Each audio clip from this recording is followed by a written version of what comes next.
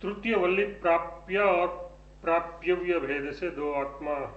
इस ऋतम पीबंतो इत्यादि तृतीय वल्ली का संबंध इस प्रकार है। ऊपर विद्या और अविद्या नाना प्रकार के विरुद्ध धर्म वाली बतलाई गई है, किंतु उनका फल सहित यथावत निर्णय नहीं किया गया। उनका निर्णय करने के लिए ही इस वल्ली में रथ के रूपक की कल्पना की गई है। ऐसा करने से उन्हें यथार्थ विद्या अविद्या को मुझ में समझने में सुगमता हो जाती है। इस प्रकार प्राप्त होने वाले और प्राप्तव्य स्थान तथा गमन करने वाले और गंतव्य लक्ष्य का विवेक करने के लिए दो आत्माओं का उपन्यास करते हैं। ब्रह्मवेता लोग कहते हैं कि शरीर में बुद्धि रूप गुहा के भीतर प्रकृष्ट ब्रह्मस्थान में प्रविष्ट हुए अपने कर्मफल को भोगने वाले छायाओं और धाम के समान परस्पर विलक्षण दो तत्व है। यही बात जिन्होंने 3 बार नचिकेता अग्नि का चयन किया है वे पंचाग्नि कहते हैं। इस प्रकार केवल अकर्मी ही ऐसा ब्रह्मवेता लोग वर्णन करते कहते हैं। इस प्रकार केवल अकर्मी ही ऐसा नहीं कहते, बल्कि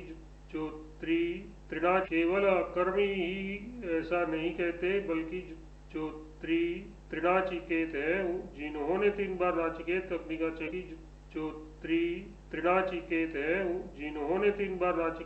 का चयन किया है वे पंचाग्नि की उपासना करने वाले गृहस्थ भी ऐसा ही कहते हैं। 3 बार नाचिकेत अग्नि का चयन किया है वे पंचाग्नि की उपासना करने वाले गृहस्थ भी ऐसा ही कहते हैं। जो यजन करने वाले के लिए अग्नि की उपासना करने वाले गृहस्थ भी ऐसा ही कहते हैं। जो यजन करने वाले के लिए सेतु के समान है उस नाचिकेत अग्नि को तथा जो परिशून्य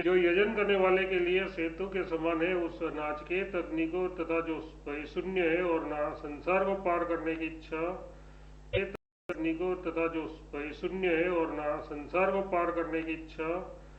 इच्छा वालों का परम आश्रय है उस अक्षर ब्रह्म को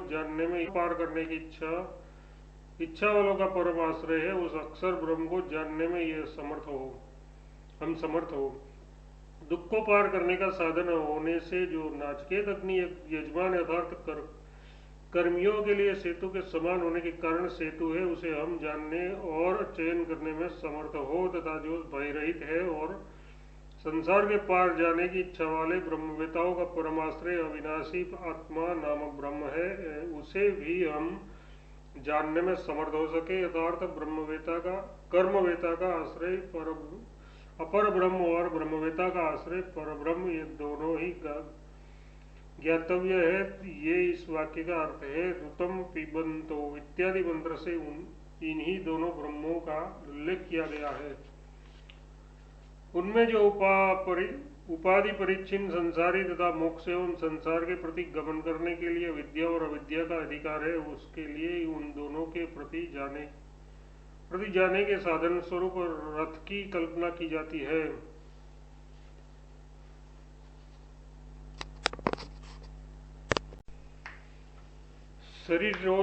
शरीर आदि से संबंधित रथादि रूपक तो आत्मा को रथी जान, शरीर को रथ समझ, बुद्धि को सारथी जान और मन को लगाम समझ।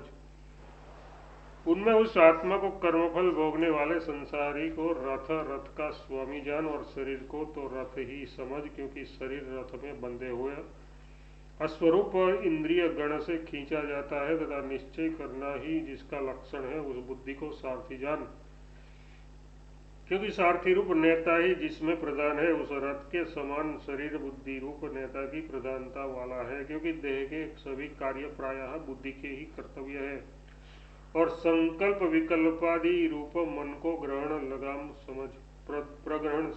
लगाम समझ, क्योंकि जिस प्रकार घोड़े लगाम से नियंत्रित होकर चलते हैं उसी प्रकार श्रोत्रादि इंद्रियां मन से नियंत्रित होकर ही अपने विषयों में प्रवृत्त होती है।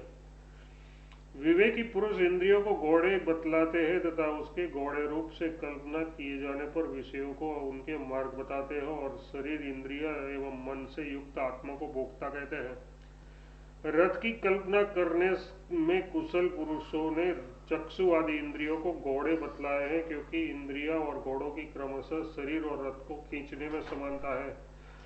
इस प्रकार उन इंद्रियों को गौड़े रूप में परिकल्पित किए जाने पर रूपादि विषयों को उनके मार्ग जानो तथा शरीर, इंद्रिय और मन के सहित यथार्थ उससे युक्त आत्मा को मनीषी विवेकी पुरुष ये भोक्ता संसारी है ऐसा बताते हैं। केवल शुद्ध आत्मा तो भोक्ता है नहीं, उसका भोक्तृत्व तो बुद्धि आदि उपाधि के कारण ही है। इस प्रकार ध्यान करता हुआ सा, चेष्टा करता हुआ सा इत्यादि एक दूसरी श्रुति भी केवल आत्मा का अभोक्तृत्व ही दिखलाती है। ऐसा होने पर ही आगे कही जाने वाली रथ कल्पना से उस वैष्णव पद की आत्मा भाव से प्रीतिपति मतलब प्राप्ति बन सकती है और किसी प्रकार नहीं, क्योंकि स्वभाव कभी नहीं बदल सकता। अविवेकी की व्यवस्था। किंतु जो बुद्धि रूप और सारथी सर्वदा अविवेकी एवं असंयत चित्त से युक्त होता है, उसके अधीन इंद्रियां इसी प्रकार नहीं रहती जैसे सारथी के अधीन दुष्ट घोड़े। किंतु ऐसा होने पर भी जो बुद्धि रूप सारथी अविज्ञानवान, अकुशल, यथार्थ रथ संचालन में अकुशल एवं अन्य सारथी के समान इंद्रिय रूप घोड़ों की प्रवृत्ति निवृत्ति के विवेक से रहित है, जो सर्वदा प्रगहर, लगाम, स्थानीय, अयुक्त, अगृहित, यथार्थ विक्षिप्त चित्त से युक्त है, उस अनिपुण बुद्धि रूप सारथी के इंद्रिय रूप घोड़े रथादि हाँकने वाले अन्य सारथी के दुष्ट यथार्थ बेकाबू घोड़ों के समान अवश्य वश में न आने वाले, यानी जिसका निवारण नहीं किया जा सकता, ऐसे हो जाते हैं। विवेकी की स्वाधीनता। परंतु जो बुद्धि रूप सारथी कुशल और सर्वदा समाहित चित्त रहता है, उसके अधीन इंद्रिय इस प्रकार रहती है जैसे सारथी बल्कि जन्म मरण रूप संसार को भी प्राप्त होता है। केवल इतना ही नहीं, बल्कि जन्म मरण रूप संसार को भी प्राप्त होता है। विवेकी को भी प्राप्त होता है। विवेकी की परम पद की प्राप्ति। किंतु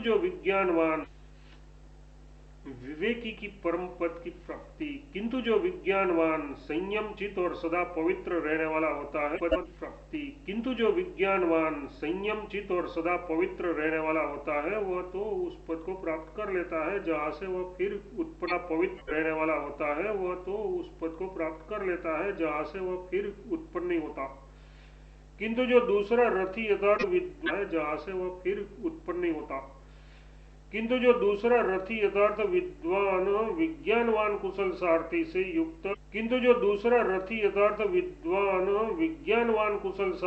युक्त समनस्क युक्त चित्त और इसलिए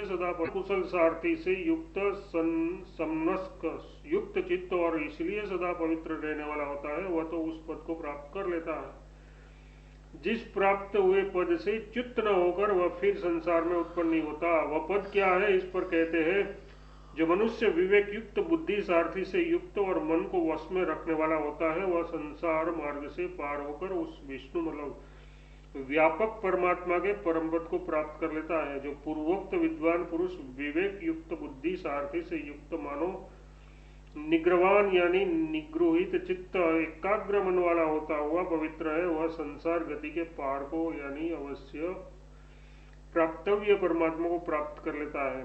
यथार्थ संपूर्ण संसार बंधनों से मुक्त हो जाता है। उस विष्णु यानी वासुदेव नामक सर्वव्यापक परब्रह्म परमात्मा का जो परम उत्कृष्ट पद स्थान यथार्थ स्वरूप है, उसे वह विद्वान प्राप्त कर लेता है। अब जो प्राप्तव्य परम पद है, उसका स्थूल इंद्रियों से आरंभ करके सूक्ष्मतम के तारतम्य क्रम से प्रत्यगात्म स्वरूप से ज्ञान प्राप्त करना चाहिए, इसलिए आगे का कथन आरंभ किया जाता है।